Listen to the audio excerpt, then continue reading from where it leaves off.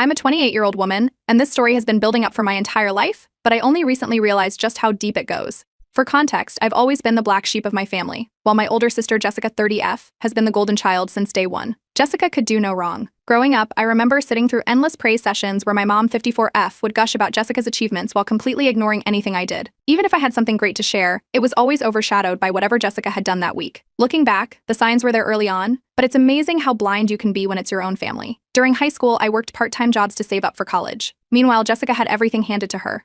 My mom even set up a separate savings account for Jessica's future, but when I asked about doing the same for me, she would brush it off and tell me I should learn to be more independent. At the time, I just thought she was being strict or trying to teach me responsibility. I had no idea what was actually going on behind the scenes. After high school, I struggled a lot financially. I had to take out student loans for college because, unlike Jessica, I didn't have any help from my parents. My mom claimed they couldn't afford it after paying for Jessica's grad school and helping her with a down payment on her first house. I remember the pit in my stomach when I found out about the down payment. It was like a punch to the gut. My sister got everything handed to her on a silver platter, while I was barely scraping by, working part-time jobs to cover rent and tuition. It wasn't until I got a well-paying job a couple of years ago that things started to turn around for me. I'd worked my ass off, saving aggressively because I was determined to buy my own place and get out of the cycle of living paycheck to paycheck. That's when I noticed a shift in my mom's behavior. She suddenly became very interested in my life. She started asking a lot of questions about my job, how much I was making, and what my savings looked like. At first, I thought she was just being supportive for once, but in hindsight, it was clear she had an agenda. A few months after I got the job, my mom suggested that I move back home temporarily to save money. I was hesitant because I hadn't lived at home in years, and I valued my independence. But she insisted, saying it was out of love, and she wanted to help me get ahead. She made it sound like it would be the smart financial move. I reluctantly agreed, thinking it would only be for a short while, and it might actually help me save faster. As soon as I moved back in, things got weird. My mom started making passive-aggressive comments about my spending. If I bought takeout or treated myself to something small, she'd make remarks like, "You should be saving that money for your future," or, "I hope you're not wasting all your hard-earned money." It was annoying, but I tried to ignore it, figuring she was just being overly cautious. Then Jessica started showing up at the house more often. It was strange because she usually kept her distance, but now it felt like she was always around. She'd drop by unannounced and make herself at home, almost like she was there to keep tabs on me. She started dropping hints that our mom was worried I was acting too independent and that I needed to be more careful with my finances. One day, my mom dropped a bombshell on me. She pulled me aside and told me Jessica was having financial trouble. Apparently, her lavish lifestyle had caught up with her, and she needed help covering her debts. My mom didn't even ask. She just expected me to co-sign a loan for Jessica. The audacity of it floored me. Here I was, saving every penny to finally get ahead, and they wanted me to risk my financial future for my sister's mistakes. When I refused, all hell broke loose. My mom accused me of being selfish and ungrateful, yelling about how family is supposed to help each other.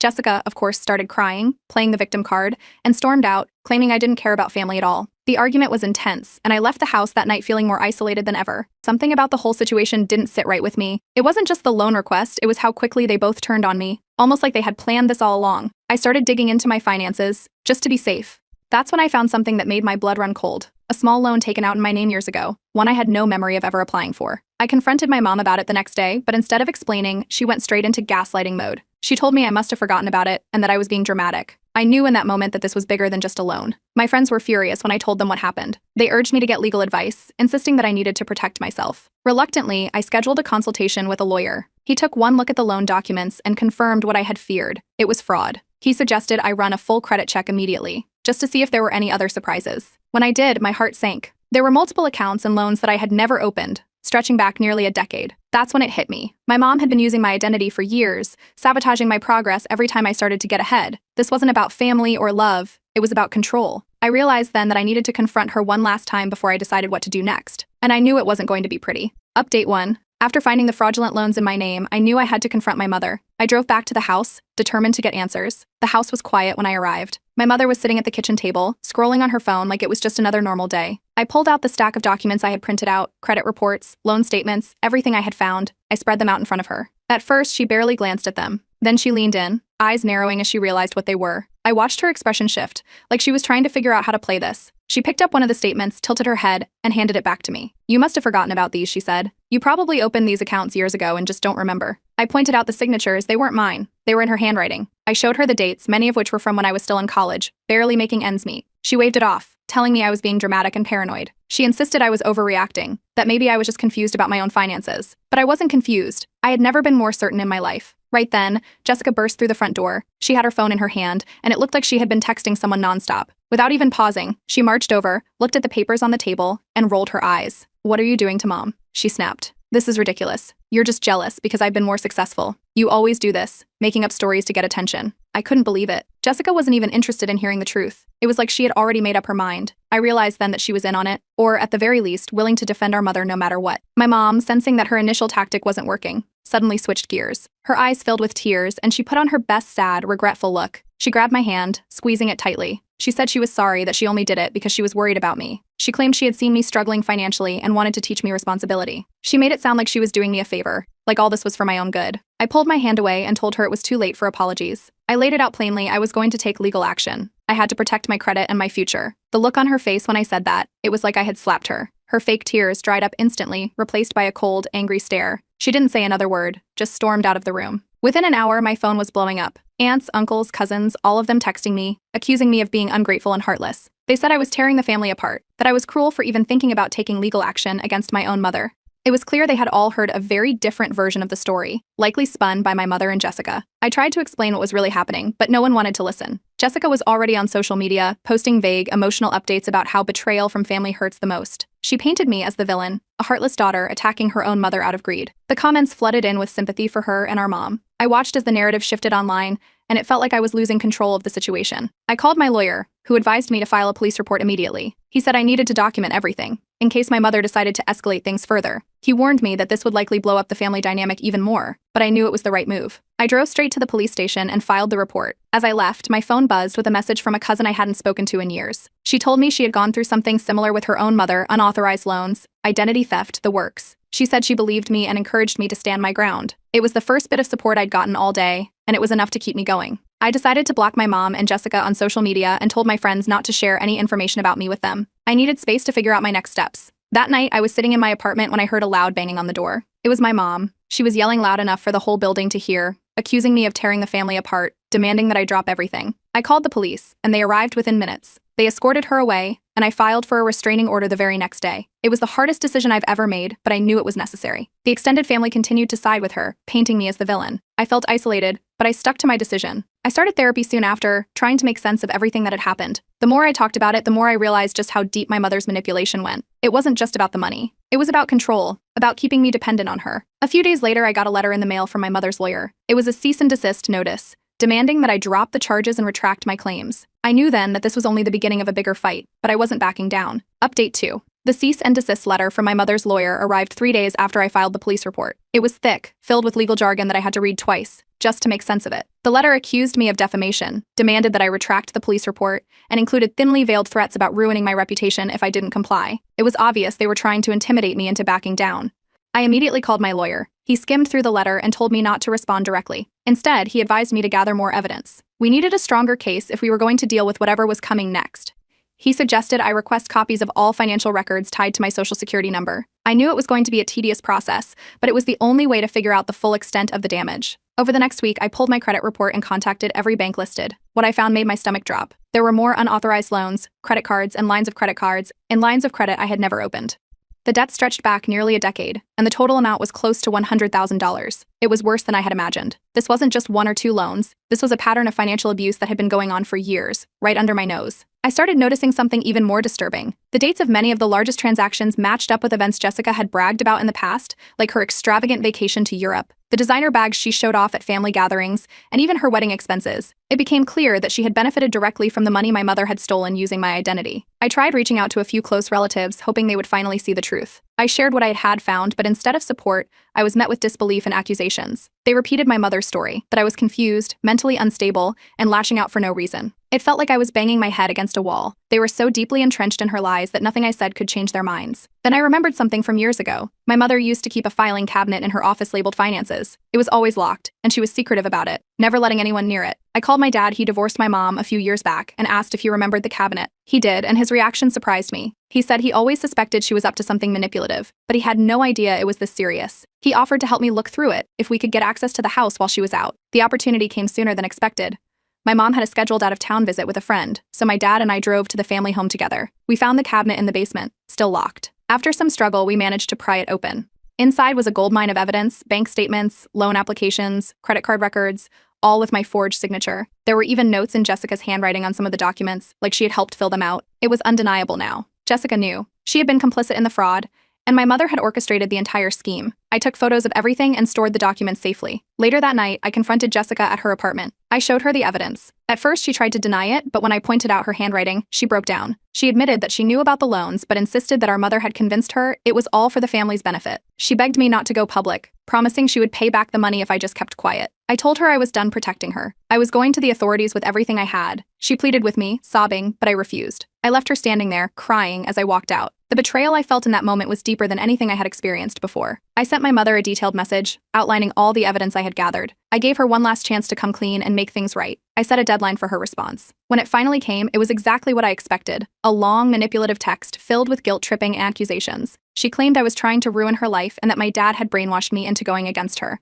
There was no apology, no admission of guilt, just more lies. I decided I wasn't going to keep this a secret anymore. I posted the full story on Reddit, sharing screenshots of the documents with sensitive information redacted. The post blew up overnight. I woke up to hundreds of messages, all offering support. People shared similar experiences, validated my suspicions, and encouraged me to keep fighting. It was the first time I felt like I wasn't completely alone in this. The backlash against my mother was swift. People flooded her social media with comments calling her out for her actions. Jessica's accounts were hit too. She went private almost immediately. The exposure was intense, but it felt like justice. Then, just as I was starting to feel some relief, I got a call from a number I didn't recognize. It was a private investigator hired by my mother. He warned me that she was planning to sue me for defamation and emotional damages. He suggested I reconsider my actions before it was too late. It was clear this was far from over. A full-blown legal battle was coming, and I needed to be ready. Update 3. It started with a knock on my apartment door early one Saturday morning. I opened it to find not one or two, but a group of my extended family members standing there, looking stern. My aunt, uncle, 2 cousins, and even a few in-laws had all shown up unannounced. It was an ambush. I didn't even get a chance to ask what was going on before they pushed their way inside, filling up my small living room. They said it was an intervention,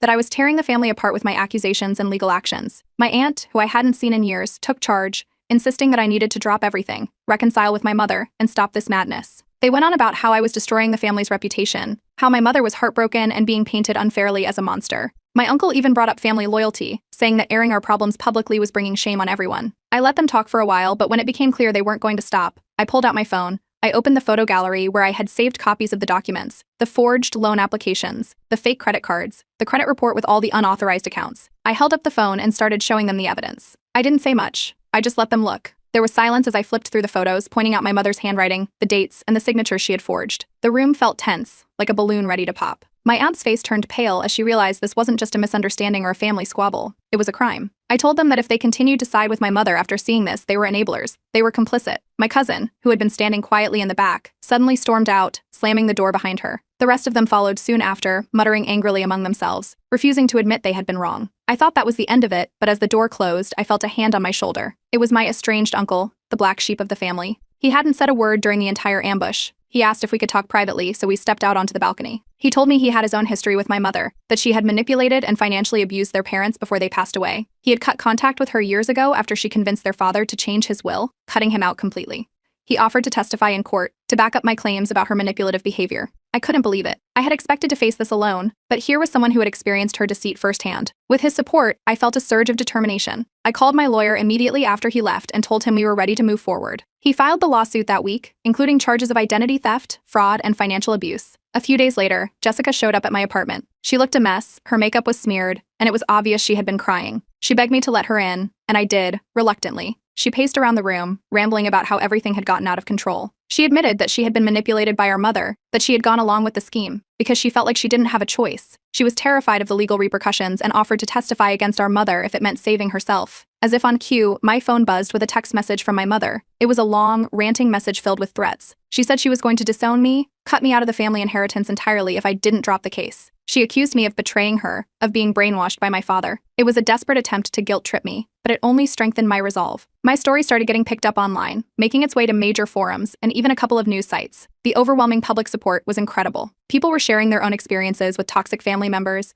validating everything I had been through. The more the story spread, the more people started piecing together the puzzle. Old social media posts from Jessica surfaced, showing off luxury items and vacations she couldn't have afforded on her own. The narrative began turning against my mother, and she couldn't control it. Then, in a twist I hadn't expected, I found out about a family trust fund. My lawyer uncovered documents showing that I was supposed to inherit a portion of it, but my mother had changed the will right after I moved back home. She cut me out entirely. It was clear now. She had planned this from the start, using my finances while ensuring I got nothing in the end. the media storm intensified. People dug up old photos, videos, and posts, connecting the dots between Jessica's lavish lifestyle and the fraudulent loans. It felt like the entire internet was rallying behind me, demanding justice. I filed a restraining order against my mother after she showed up at my workplace, causing a scene, screaming about how I was tearing the family apart. Jessica followed through on her promise. She gave a deposition, detailing how our mother had manipulated her, pressuring her to forge documents and lie about the loans. It was a turning point in the case. The family split into two factions, those who finally believed me and those who continued to support my mother, refusing to see the truth. My mother's desperation hit a new low. She sent me a final email, offering a settlement if I agreed to drop all charges and keep everything quiet. The amount was substantial, but it came with a non-disclosure agreement. I forwarded the email to my lawyer without responding.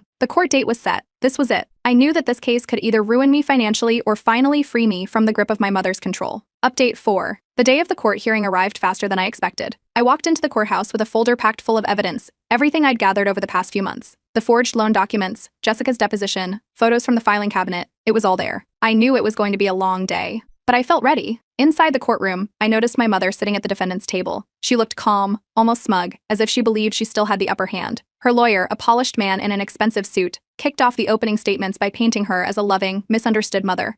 He claimed she only made financial decisions to protect me, her irresponsible daughter who couldn't manage money. He tried to frame the entire case as a family dispute blown out of proportion by a bitter, unstable daughter seeking revenge. When it was my turn, I took the stand. I didn't hold back. I started from the beginning, explaining how I had trusted my mother, only to find out she had been using my identity for years. I described the moment I discovered the first fraudulent loan, how it felt like the floor had been ripped out from under me. Then I showed the documents, the loan applications with her handwriting, the fake credit cards, and the credit report listing all the unauthorized accounts. The reaction in the courtroom was immediate. I heard gasps from people sitting behind me. Even the judge looked surprised as I laid out the evidence. I could feel the tension in the air, but I kept going, determined to get the full story out there. Then it was Jessica's turn. She looked nervous as she took the stand, avoiding eye contact with our mother. Her voice was shaky, but she confirmed everything I had said. She admitted that she had known about the fraudulent loans and had gone along with it because our mother pressured her. She broke down crying, saying she felt trapped and manipulated, that she thought she had no other choice. The courtroom was silent as she finished. My mother's lawyer jumped up, ready to discredit her. He suggested that Jessica was only testifying to save herself from legal trouble, that she was trying to shift the blame to avoid consequences. Jessica didn't deny it. She admitted she had made mistakes, but she insisted she was telling the truth now to make amends. The sincerity in her voice was hard to ignore. Then my lawyer played our trump card, the recorded phone call. It was a conversation I had with my mother shortly after I confronted her about the loans. In the recording, my mother's voice was clear and confident.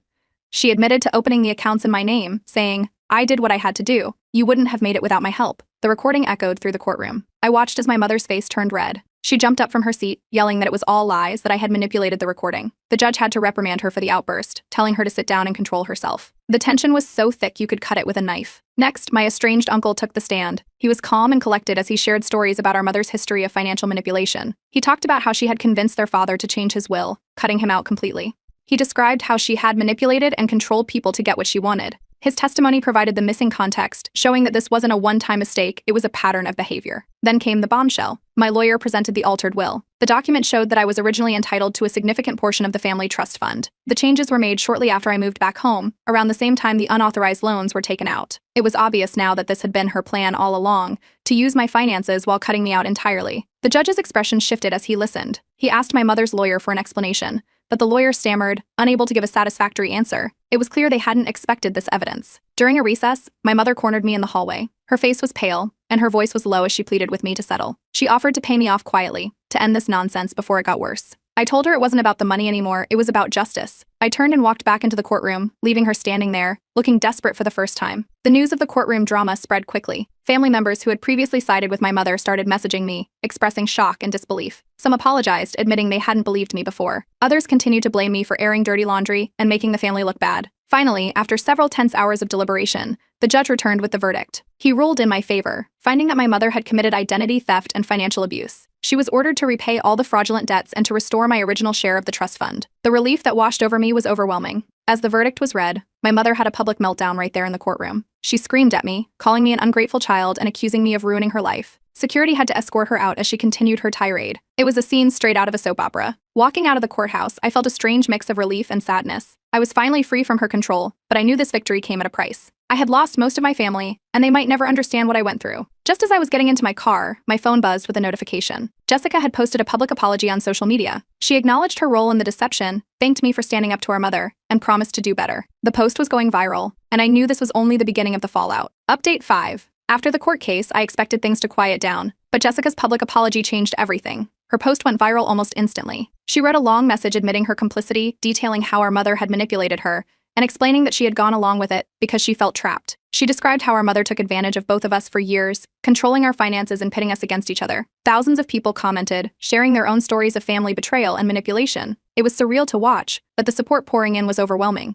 The backlash against my mother was swift and brutal. Her social media accounts were flooded with angry comments. People called her out for her actions, demanding answers and accusing her of being a fraud. Within days, she deactivated all her accounts. The family business she was involved in took a major hit too. Clients started pulling out, unwilling to be associated with the negative publicity. I heard through the grapevine that her business partner was considering legal action as well, accusing her of mismanagement. The family was split. Some members continued to side with my mother, insisting that she had only been trying to help. They clung to the narrative that she was a caring mother who made a few bad choices. But others reached out to me privately, apologizing for not believing me sooner. It was a strange feeling, to be vindicated but also to realize just how fractured the family had become. I knew things would never go back to the way they were before. Jessica reached out and asked to meet in person. I agreed, but I was cautious. We met at a quiet cafe, and she looked different, tired but also relieved, like a weight had been lifted. She apologized, this time in person, and it felt more genuine than her online post. She said she had started therapy, trying to unravel the years of manipulation and control she had been under. She admitted she didn't expect me to forgive her right away but wanted a chance to repair our relationship.